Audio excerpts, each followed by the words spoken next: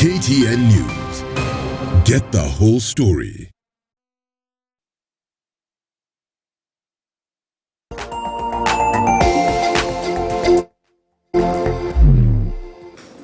Welcome back. Good morning. You're watching Morning Prime. Thank you for staying with us. We're talking about the safety of women in activism.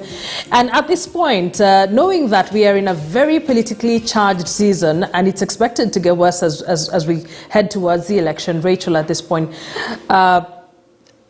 what does this mean for women? Previously, we've had women in politics even complain about harassment, sexual or otherwise, intimidation, you name it, during this political season. What have we seen in the past, and what worries you the most now that we've gotten into this election period? For me also, like my solidarity also goes to the women and also young women that are taking up to go into political space. One, I'll just look back to what also COVID, the lessons we have learned. When COVID came to the country, the people, like, to be honest, if you look even in different communities, the people who took the leadership to support community and respond were women, and especially women human rights defenders who were leading in responding and doing the work the government should have done. But because we understand the issues of people who live in the same community, so for me now, when you say we are going to election, it sort of gives me that fear of what we saw during COVID, when we had lockdowns, we had forms of violence, we had mental health issues in our communities, and now that we are going to political positions where we are seeing confusions in this country. So my push will be about the UN Security Council Resolution 1325, protection of women and kids and elderly people during an elections. Do we have safe spaces where the government has put aside in case of violence, which we are not saying there will be violence, like scenario, worst case scenario, if there's violence, what will happen? We have seen 8 speeches going around by politicians, but they're not being held accountable. We have seen cases of also domestic violence and gender-based violence going high, but there's no accountability mechanism, even of a safe house, that the government has put in place to support. But at the same time, our issue of protection of those women who are going to political space, that they are not going to be violated, that they are going to be protected and assure their dignity and support. And this also goes to online violence. Yes. I've experienced that when I gave my example of activism. If there's something horrific, is the violence you get in online spaces. How safe is our online space for even women, human rights defender, women politicians? But for the work we do as women human rights defenders and feminists, the worry comes to a point of, election comes with a lot of confusion and a lot of things, and also clarity. So when this kind of a situation comes, we fear that someone that we have been holding into account, because also we'll be looking fast tracking of politicians, how they've been performing in terms of constituency level, county level, and national level, saying you promised us we are going to have right to health, which we didn't get it even during the time of COVID. Why are you bringing this as a manifesto that we didn't see? So for me, even when you ask Mario, what have you been doing? As women human rights defenders, we have been very vocal in terms of organizing in our own space that we need to ensure, like, there's also that women to take votes. Our vote is our right to vote. At the same time, have political education, not partisan, political education, to understand that if people comes to us as for vote, vote people and acknowledge the community, vote people based on issues. But at the same time, we're going to a point where safety and security, now it has become Asla dynasty. But to whose interests? Is it our interest as a country? So trying to ensure, like, even if people have their right to own political view, the public, that they vote the right people, that they don't fight amongst themselves, that neighbors should not turn against themselves, because also human rights is for all. And the way I say it as women human rights defender, this also, like, comes with a lot of backlog of work. And that's why also we'll call on the public support. Public support, when we come out even on this platform, to speak about issues, we want to be seen as experts, not as noisemakers, as experts, as professionals, as people who bring in an insight that can give recommendation to the country and where to move. At the same time, if you give me, I just wanted to read some of the, I was asked by comrades to read some of the also demands from the Perhaps petition. you can do that. I can give you time at the end. At the end, so that and do that. But at the same time, for us who are living in the informal settlement, when they're deploying police officer, let them deploy police women. We've been asking this since 2017 when we did a campaign called Women We Are Afraid, from all spaces, from all sector, that we want deployment of police women. In Why is that community. important? It's very important.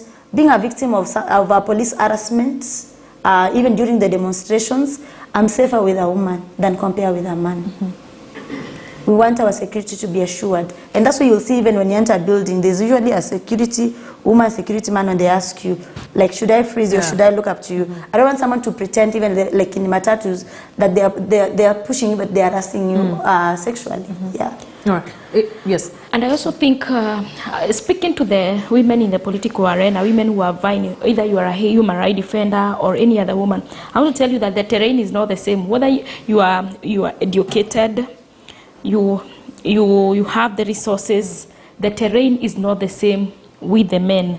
You are vulnerable to harassment, you are vulnerable to rape, and I think it's the high time as you put your manifestos or you put your agendas, put your security at the forefront and have a security agenda. For example, last election I was documenting some stories, and a woman was telling me the husband was used against her.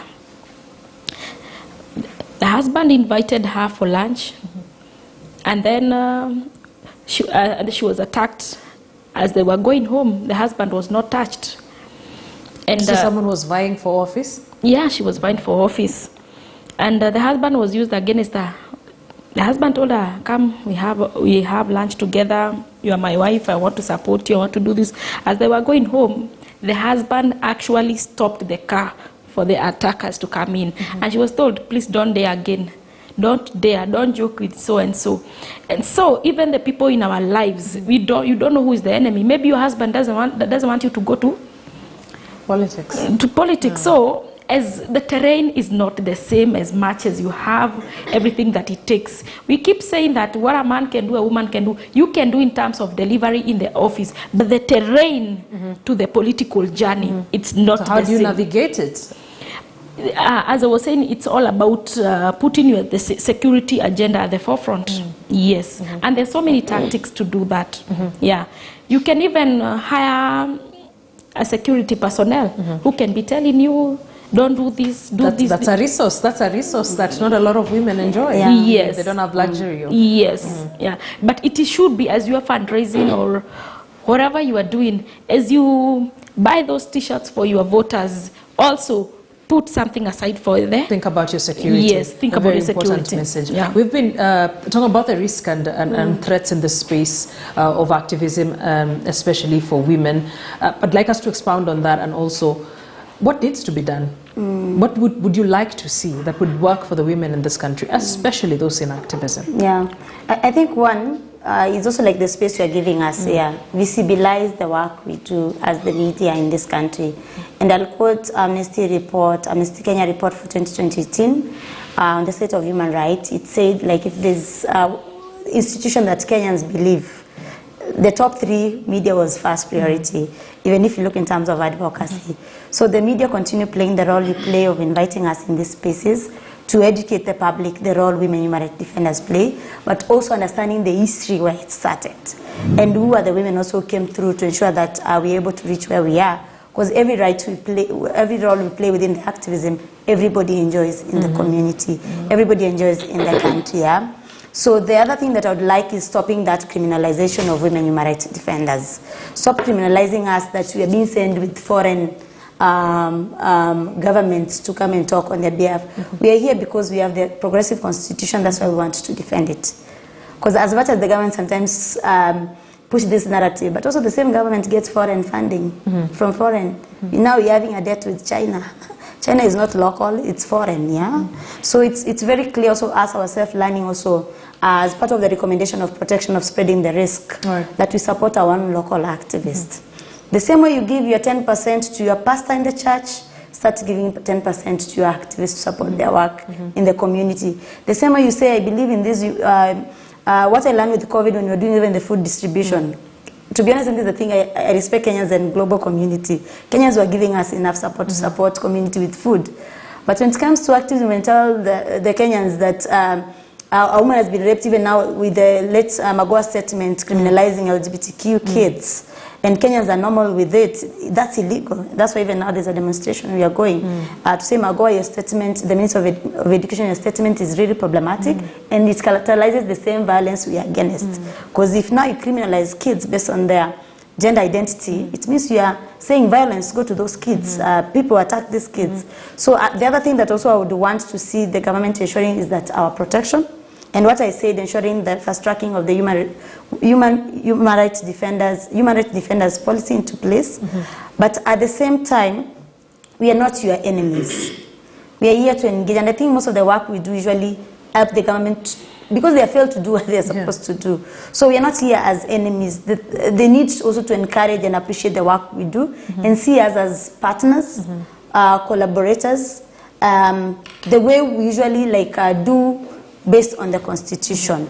But all in all, the other thing I would like is ensuring that we center the conversation of rights of women in general.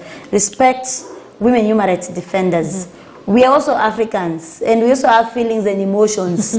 We're human. And we are human. And this comes to the narrative where if a guy gets mad, people say, he's mad, it's okay. But if a woman, you get mad, you're like, you're too emotional. We resist that point. We also, the same way people are frustrated, the same way we are frustrated in ensuring this change.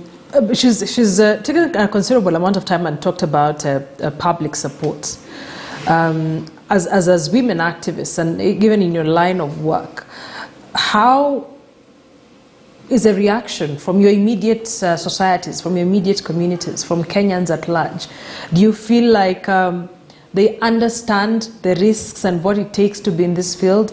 And do you feel like you get that support from the public? I can say we are gaining support slowly and slowly. We are making small strides, but it's still not a walk in the park. We are still viewed or perceived as we are the enemies. And it's until a vice happens in the society that maybe you have been fighting for, that is when people start saying, I think these people have been doing something, but we have always been perceived as the enemies. And it's the high time that we change the approach, because it can happen to anyone, anytime. For example, if we look at a vice that we really fight in the society about rape, I personally have a case in my docket where a policewoman have approached me now. She tells me, I've tried all the other avenues. Please, can I try your activism? And she's dealing with a very serious matter, with a very serious cop in the country who've been sodomizing her on and on again. And it has always been highlighted. So when I see police harassing us, it saddens me, because the same vice can come to them. So many of my cases, even at the internal affairs, are all about police officers. There are other vices. There is land grabbing. It's not only about the public land that is being grabbed, even individual land. Personally, like in my place where I come from in Kiambu, I'm dealing with a very sensitive matter whereby an elderly couple woke up one morning and they found their land has been transferred and has taken a bank loan by unknown persons, a transaction that they have never ever been involved into. So when you get a human rights defender fighting for a certain vice, just support her, because she might come fighting for you. All right, and just to get the closing remarks, and perhaps I'll start with you. We don't have too much time left, so we keep it tight as we close it. Going forward, you've said you've been in this for about 8 years. Going forward, what do you envision this space will look like in the next coming years? What would you like to see? I look forward for a space that is free from violence, free from malicious prosecution of human rights defenders. I see a free space where there is no more killings, and Elizabeth is the last person to die in the battlefield. I look forward for a very beautiful space, and at that time, I'll hang my boots. Once we get there. It doesn't matter how long it takes. It doesn't matter how long it takes, as long as the space is free. But we will march until all the women are free. Right. Rachel, I wanted to end with you because I know you need to read something. But and by there, before even we end with Rachel's, to the people in Marani, in Kisii community, Kisii, We will be back there soon, speaking to the community, doing sensitizations that no other elderly woman will have to die because she has been profiled as a witch. It's a sad story. It is devastating, and let it end there. We are coming back there. We will do sensitization, talk to the community, and women in Kisii will be free. No more fear. Right. Thank you. Rachel, about a minute as we wrap. Yeah, so I want to read some of the demands that we had asked, but also... not all? Yeah, not all. I've read some. So one was to direct the Office of Director of Criminal Investigation to conduct thorough experience investigation and ensure Elizabeth Ibrahim Ikaru's killer is brought to justice, together with the Ministry of Environment, Forest in Kenya, to publicly condemn the murder of Elizabeth and other women human rights defenders that have been killed. Declare the target of killing of women human rights defenders in Kenya to be alarming and consider to be an issue of national emergency and women in general. But also the other thing I wanted to add is that President Uhuru Kenyatta declared femicide as a form of violence against women and girls. And localize your commitment and the Kenyan government's commitment to ensure we protect women and girls. Right. The other thing, the final one, all of us Kenyans now, we are fighting our right of economic liberation, Article 43. Stop victimizing us, employers. Employers, Kenyans. We do this human rights work out of voluntary. Stop saying you can't employ us. For us to move forward, all of you should be human rights defenders. Start speaking out. When you speak out is when also even me allow my personal time. All right. But if you don't speak out, it becomes hard. So collectively, let's stand up and speak out for human rights. All right. We should all be human rights defenders. Yes. And seconds. Much appreciation to Defenders Coalition Kenya.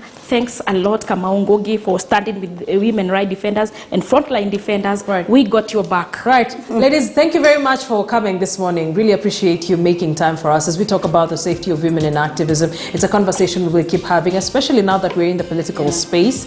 Joining me in studio right now, Marion Njoroge is from the Kiambu Women Defenders. Really glad to have you here. And Rachel Mikali is Executive Director, Coalition for Grassroots Human Rights Defenders. Ladies, thank you for making time. That's it for Morning Prime. Thank you for staying with us. Jesse Rogers is coming in with News Diary. Good morning.